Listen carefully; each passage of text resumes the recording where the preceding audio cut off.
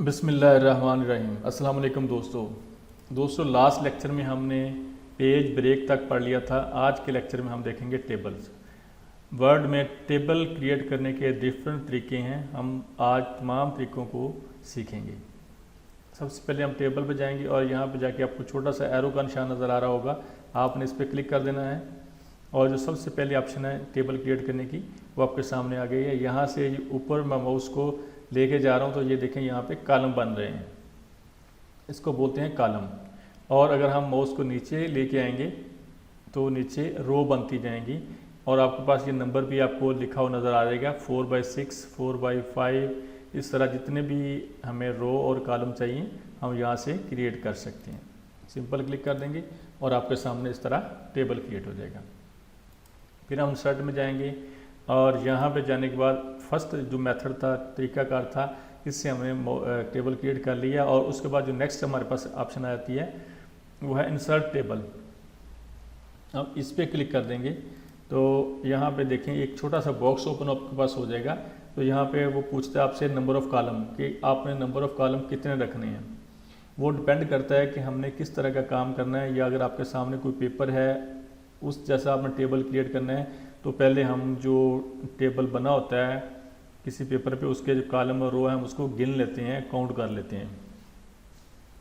तो जितने हमें चाहिए फिर हम यहाँ पे उतने ही कॉलम और उतने ही रो यहाँ पे लिख देंगे। नंबर ऑफ़ रो कितनी है, हम फ़र्ज़ करें 6 कॉलम और नंबर ऑफ़ रो भी हम इसको 6 कर देते हैं।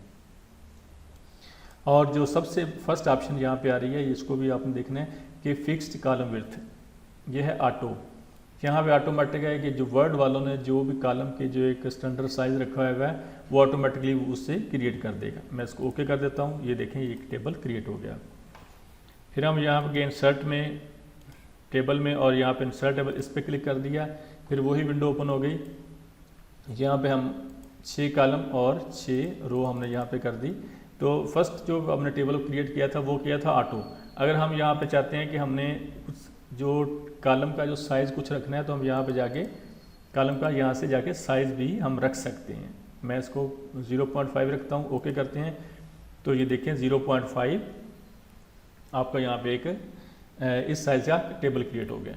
फिर हम यहाँ पे गए इंसर्ट में और टेबल पे चले गए और यहाँ पे जाके इंसर्ट टेबल पे क्लिक किया।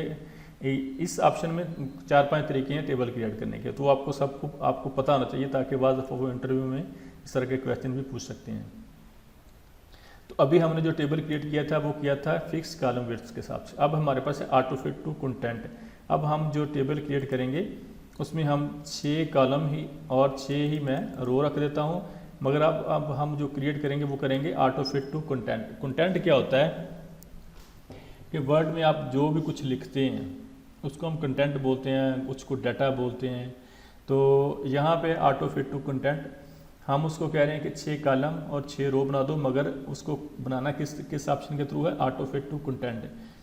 तो अब मैं इसको ओके करता हूँ तो ये देखें ये टेबल क्रिएट हो चुका है। ऑटो फिट टू कंटेंट का मतलब ये होता है कि हम जिस कॉलम में जिस सेल में जितना भी लिखेंगे उस हिसाब से उसका जो है वो साइज़ जो है वो कम ज़्यादा होता रहे। अब हम इस फर्ज को यहाँ पर लिखते हैं 3, 4, 5, 6 और आगे हम लिख देते हैं जी प्रोडक्ट नेम। ये देखिए जिस कॉलम में भी हम लिखेंगे, जिस सेल में लिखेंगे, इसको बोलते हैं, इस तरह बोलते हैं कॉलम। और अगर हम इस तरह बात करें तो उसको बोलते हैं रो। और एक डिब्बे की बात करें, एक डिब्बे को बोलते हैं हम सेल। एक जो खाना होता है, एक डिब्बा होता है, उसको हम सेल बोलते हैं। तो जिस सेल में भी हम लिखेंगे उस हिसाब से कॉलम का जो साइज़ है वो बढ़ता चला जाएगा। Rate, quantity, total, discount. तो ये देखें हमें जिस कॉलम में हम जितना भी लिखेंगे उस हिसाब से उसका जो साइज़ है वो कम ज़्यादा होता रहेगा। इसको बोलते हैं ऑटो फिट टू कंटेंट। फिर हम चले गए नेक्स्ट और इस पे चले गए इंसर्ट टेबल पे चले गए और यहाँ पे आता है auto fit to window. Auto fit to window का मतलब होता है कि ये जो आपका पेज का साइज़ है इसको वो विंडो कहता है। तो जो भी हम टेबल क्रिएट करेंगे, फ़र्ज़ करें हमने 5 कॉलम और नंबर ऑफ़ रो कितनी है वो भी हम 5 ही कर देते हैं। इसको हम ओके कर देंगे तो ऑटो फिट टू विंडो है, तो ये विंडो के हिसाब से ऑटोमेटिकली फिट हो जाएगा। ये देखिए, ये जितना भी उसको स्पेस मिली उस हिसाब से ही यहाँ पे फिट हो गया। फिर हम यहाँ पे गए और यहाँ पे जाने के बाद इंसर्ट टेबल है और ऑटो फिट टू विंडो में जाते हैं और अब हम जो कॉलम है वो भी 2 कर देते हैं, रो भी 2 कर देते हैं। ये देखिए ओके कर देते हैं। तो ये देखिए ये भी क्योंकि ऑटो फिट टू विंडो था तो चाहिए तो ये था कि हमने 2 कॉलम और 2 रो बनाई थी, तो इसको इसी साइज़ में, इन दोनों को इसी साइज़ में आना चाहिए था यहाँ तक। मगर क्या हुआ, जब हम ऑटो फिट टू विंडो को कहते हैं तो वो क्या करता है, विंडो के हिसाब से वो टेबल पूरा मुकम्मल क्रिएट कर देता है। उसके बाद हम चले जाएंगे नेक्स्ट ऑप्शन पे। यहाँ पे चले गए, यहाँ पे हमारे पास है एक्सेल स्प्रेडशीट। अब एक्सेल स्प्रेडशीट में ये होता है कि आपको पता होना चाहिए, क्योंकि अब एक्सेल अब वैसे हमने नेक्स्ट पढ़ना भी है। एक्सेल में जितना भी हिसाब किताब का काम होता है, लिखने का होता है, काउंटिंग का होता है, जिसमें हमने टोटल वगैरह करना होता है, परसेंटेज वगैरह निकालनी होती है, तो सारा काम एक्सेल में हम करते हैं। तो अगर हम वर्ड में काम कर रहे हैं और वर्ड में काम करते हुए हमें एक्सेल की जो एक्सेल का जो काम है वो हमें वर्ड में करना पड़ गया किसी वजह से, तो उस वक्त हमारे पास ये ऑप्शन होती है कि हम एक्सेल की जो स्प्रेडशीट है उसको यहाँ पे ऐड कर लेते हैं। मैं इस पर क्लिक कर देता हूँ, तो यहाँ पे अभी आपके सामने जो एक्सेल की स्प्रेडशीट है वो यहाँ पे लग जाएगी। तो इसका फ़ायदा ये होता है कि हम एक्सेल में ही रहते हैं और वर्ड में रहते हैं, और वर्ड में रहते हुए एक्सेल का काम भी हम कर लेंगे। ये देखिए आपके ऊपर वर्ड का टेबल है और यहाँ पे हमने एक्सेल वाला टेबल बना दिया। तो जब हमने इस टेबल पे काम करना होगा तो हम इस पर ऐसे डबल क्लिक करेंगे और फिर हम यहाँ पे डबल क्लिक करने के बाद यहाँ पे जाके कुछ भी लिख सकते हैं। फर्स्ट कर मैं लिखता हूँ 1 2 3 4 5 और यहाँ पे मैं लिख देता हूँ जी प्रोडक्ट नेम, और यहाँ पे लिख देता हूँ मैं QTY क्वांटिटी, यहाँ पे लिख देता हूँ रेट और यहाँ पे लिख देता हूँ टोटल। ये देखिए ये हमें फ़र्ज़ का प्रोडक्ट लिख दिया, A लिख दिया, B लिख दिया, C लिख लिया, D लिख दिया, और यहाँ पे क्वांटिटी हम लिख देते हैं 10 15 10। यहाँ पे हमने रेट लिख दिया, फ़र्ज़ करें हम लिख देते हैं इसका 110 रेट है, इसका 120 है, इसका 130 है, इसका 150 है।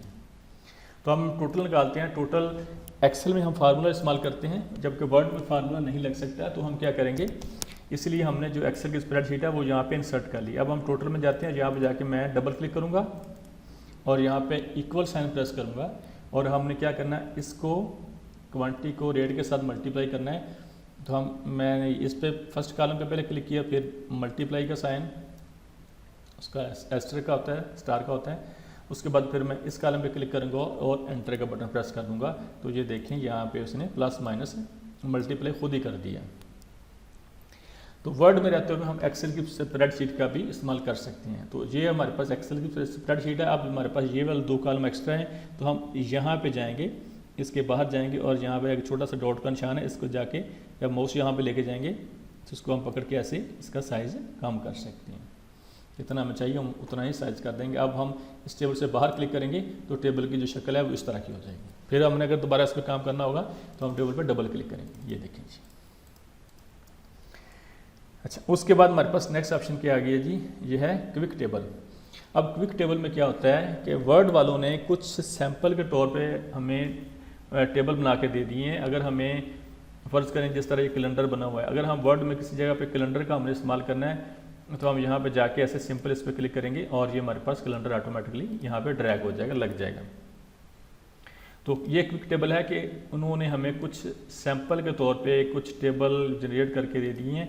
अगर हम इस तरह का अगर हमें किसी जगह पे टेबल चाहिए तो हम यहाँ पे सिंपल ऐसे क्लिक करेंगे और उसको वो टेबल यहाँ पे क्रिएट हो जाएगा। हम जो वैल्यू वगैरह है वो अपने हिसाब से चेंज कर लेंगे। जिस तरह ये मई का टेबल है, उसका कैलेंडर है, तो हम अगर हमने इसका जून का करना है तो JUN लिखेंगे और इस हिसाब से हम यहाँ पे डे यानी कि Monday Tuesday Wednesday Thursday days वगैरह हम खुद ही सेट कर लेंगे और उस हिसाब से यहाँ पे डेट्स भी सेट कर लेंगे।